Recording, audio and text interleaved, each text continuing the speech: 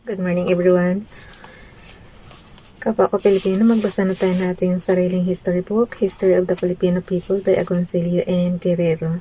Today is 09 April 2023, History of the Filipino People Part 6, The Third Republic, topic number 30, under martial law. Nandito tayo sa paragraph Infrastructure. Basa. Infrastructure. President Marcos, realizing the necessity for financial capability to underwrite his infrastructure program, decided to put death to tax laws which in the past had been ignored blithely or else circumvented in order to avoid payment of correct income tax. The Bureau of Internal Revenue, the biggest moneymaker of all the departments of the government, and the Bureau of Customs, the second biggest moneymaker, were placed in the hands of dedicated officials who were willing to run after prominent and influential taxpayers.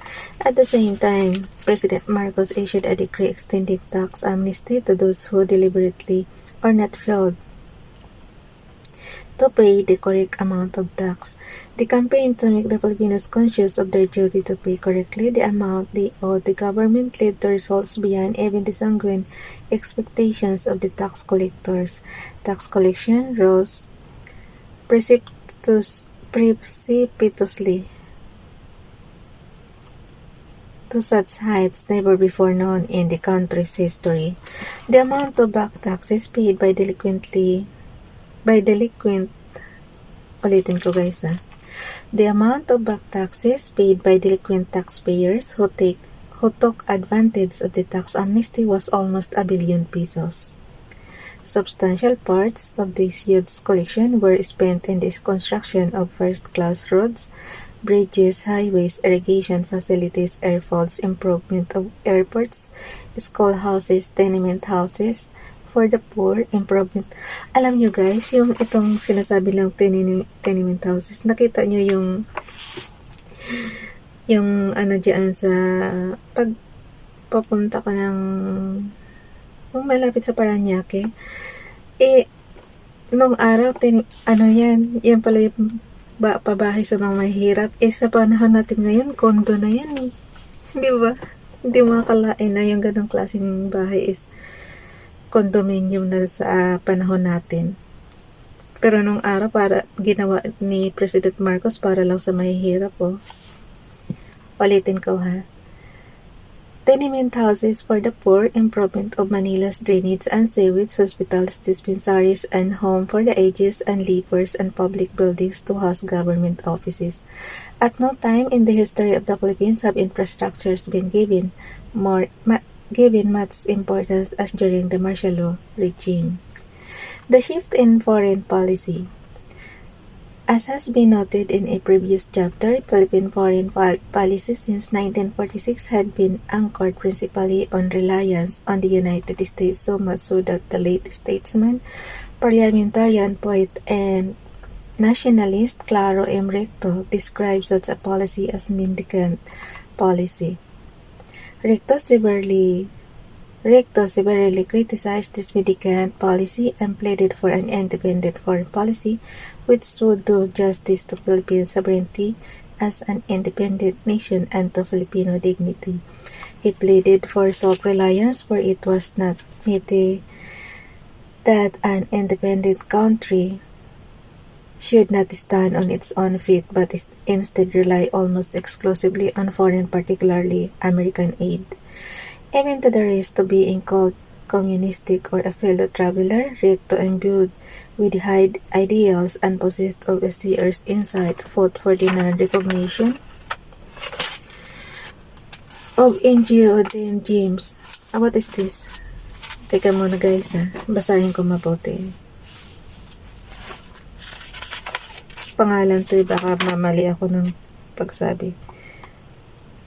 Recto, imbued with high ideals and possessed of a seer's insight, fought for the non-recognition of Ngo Dinh Diem, South Vietnam. which Rico called a puppet of the United States, made the plea that the Philippines live with her neighbors, irrespective of ideology, as peacefully as circumstances allowed, and suggested an aligned posture in foreign affairs. A small country like the Philippines, he said, should not take up the quarrels of the great nations. Rico foresaw the role China would play in world affairs and especially ASEAN politics, and suggested with rare courage that the Philippines live peacefully with her neighbors. But the prophet was not welcome in his own country, and most Filipinos laboring under the spell of colonial mentality considered his ideas chimerical.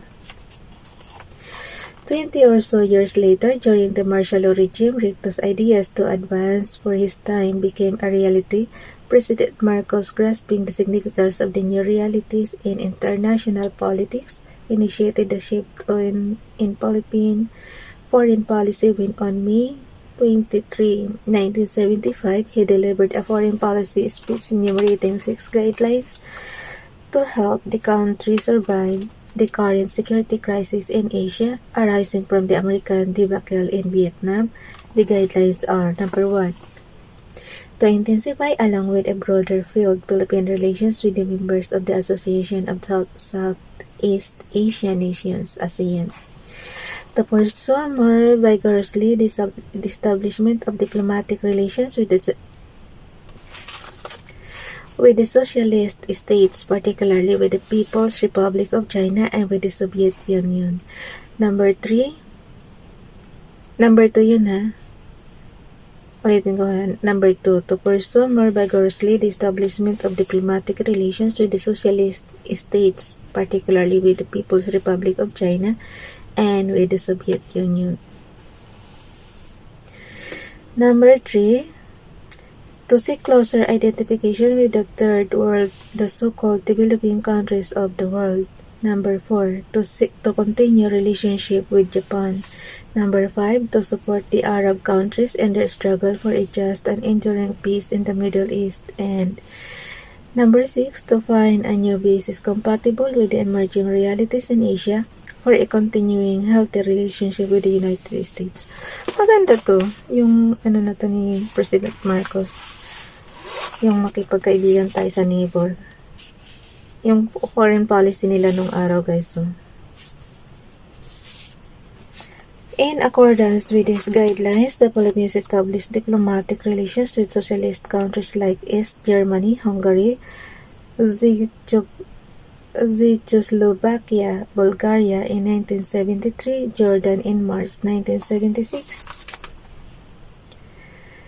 Romania in April 1975, the People's Republic of China on June 9, 1975, the Democratic Republic of Vietnam in August 1975, the Democratic Republic of Cambodia in May 1976, open close parenthesis yung Cambodia na yan, in May 1976. Nung araw pala guys, ang Cambodia is Cambodia, known din as Cambodia, in May 1976, and with the Soviet Union on June 2, 1976. In December 1973, the Philippines ratified the long-pending Treaty of Amity, Commerce, and Navigation with Japan. The establishment of diplomatic relations with the socialist countries of Asia and Europe not only led to progressive trade relations between them and the Philippines, but also to cultural exchange programs. The official relations with socialist countries marked the end of the Philippines' period of mendicant policy in foreign affairs and the beginning of a new era of self-reliance and alignment with the developing countries of Asia, Africa, and South America. History has vindicated Claro M. Recto.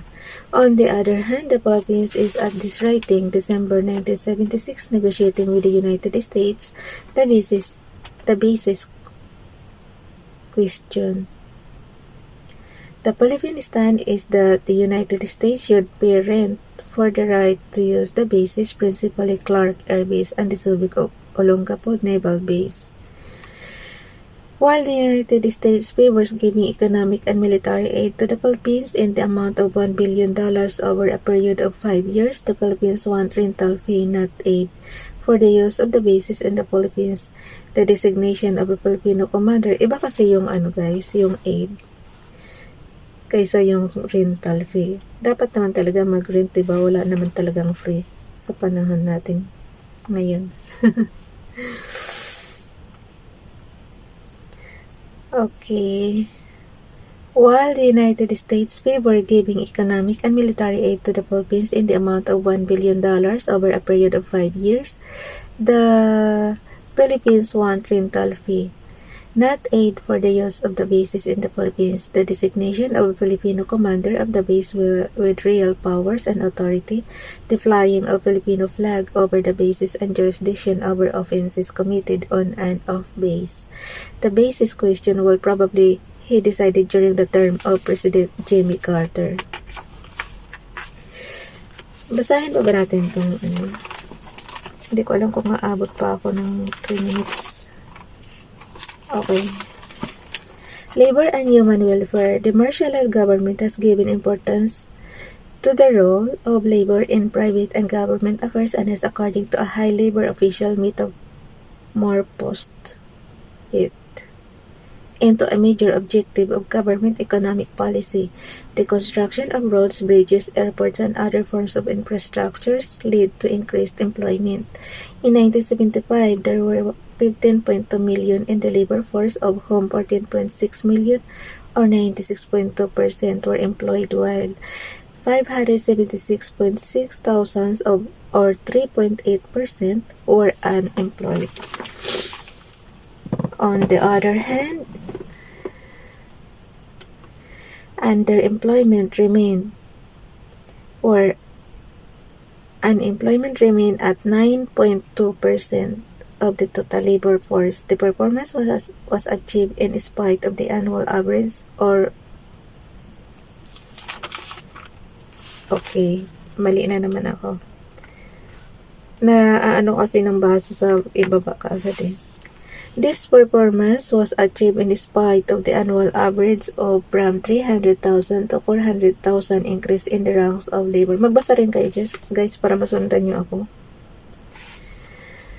The Department of Labor's agencies, the Overseas Employment Development Board, OEDB, the Public Employment Office, PEO, the National Seamen Board, NSB, the National Manpower and Youth Council, NMYC, and the Bureau of Apprenticeship, BA, are mainly responsible for the steady deployment of the labor force in such a way as to give the labor movement the importance it deserves. The Public Employment Office is responsible for locating employment possibilities for job applicants in the domestic front, while the Overseas Employment Development Board is responsible for locating employment abroad.